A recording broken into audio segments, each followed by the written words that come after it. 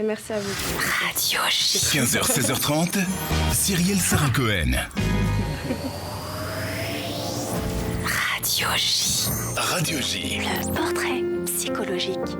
Et comme toujours en fin d'émission, Max, on ne vous a pas oublié, on a pour habitude de Moi j'écoutais, moi j'avais envie de buzzer, de me retourner. Je me serais retourné sur la chanson là d'acapella. Oh oui, on se serait tous retournés sur Rita qui chante très très bien. Ah ouais. On a pour habitude alors de débriefer toutes ces minutes que nous avons passées ensemble, 7h20 précisément. Et tout de suite, c'est donc votre portrait vu par notre magique et magnifique Joseph Agostini. C'est gratuit, c'est promis. C'est cher d'habitude. Je l'atteste. Bonjour Joseph, déjà ravi de se retrouver pour cette rentrée ensemble. Bonjour Max. Salut. Alors je vous ai écouté attentivement et je dirais c'est d'abord une voix, Max. Hein, je vous oui, parce que physiquement, c'est pas terrible. C'est vrai, c'est surtout une voix. J'ai bien compris. J'ai bien compris. Plus, hein. Alors, c'est vrai que vous avez dit tout à l'heure, vous imaginez dans votre chambre d'ado, dans le noir, avec vos disques. Et quand on vous écoute, fatalement, quand on a un certain âge, comme moi, n'est-ce pas?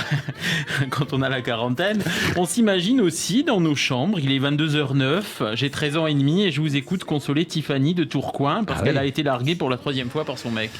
Hein, oui, c'est vrai. Ça réitère ces souvenirs-là. Alors, pour nous aussi, Max, vous êtes la voix de l'adolescence pour ceux qui ont eu 12, 16, 20 ans dans les années 90, qui avaient envie d'entendre parler de sexe, d'amour, mais pas que.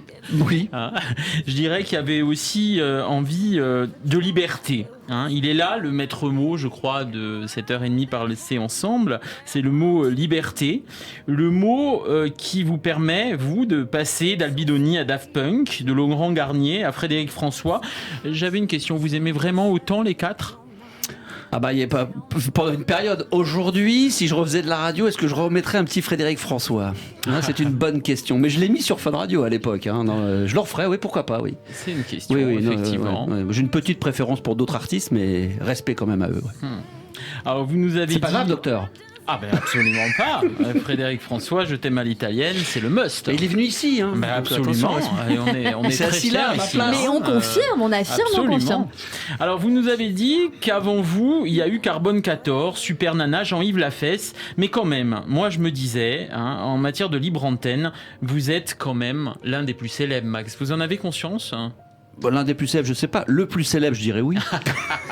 Oui. Ouais, non, on s'en est pas rendu compte. On s'en est rendu compte bien après. Mais c'est vrai qu'à l'époque, quand on faisait cette radio-là avec Diffoul, Coé et tous les autres, on avait la tête dans le guidon. Moi, je faisais 5 à 6 heures de radio libre tous les soirs. On voyait les sondages qui tombaient tous les 2 mois et demi. On voyait le nombre de personnes qui nous écoutaient.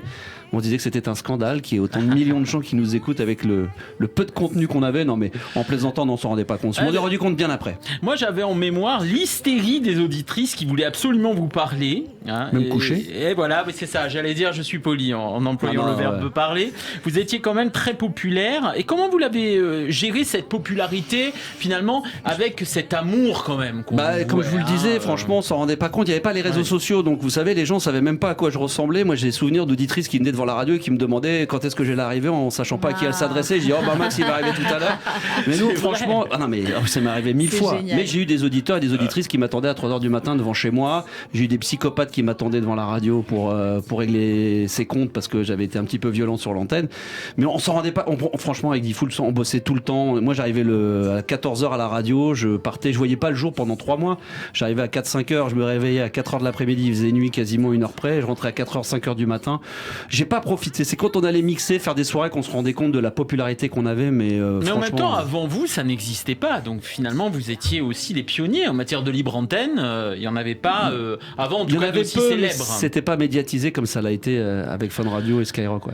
Alors il y a une vraie continuité via les réseaux sociaux. On vous identifie encore aujourd'hui. Vous avez marqué une époque. Pas étonnant donc qu'on vous retrouve sur Nostalgie. Et vous nous avez dit il y a assez peu de temps que finalement vous êtes venu à la radio par hasard.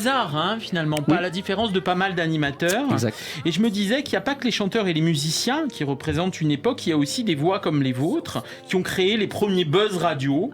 Cette manière, bien à vous, de créer une couleur d'antenne, de faire durer le plaisir. Je me souviens, Max, de votre façon, bien à vous, de garder l'auditeur, de le cuisiner en gardant l'instant savoureux. Voilà. Ça, je me disais que c'était un véritable métier. Je faisais croire qu'il allait se passer quelque chose. Le mec attendait jusqu'à 2h. Il dit alors ça arrive quand ton truc? Je me souviens même plus de quoi je voulais parler. Allez, à demain 22h. Il revenait le lendemain. Eh ben oui, pour avoir la suite. Comme disaient les inconnus, il faut pas prendre les gens pour des cons, mais il faut pas oublier qu'ils le sont.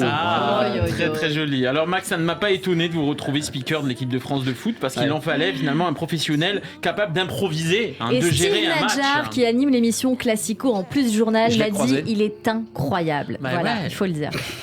Parce qu'il faut faire avec la surprise, le suspense, l'angoisse. Et ça, vous savez faire. Je suis un expert de ça. Ouais.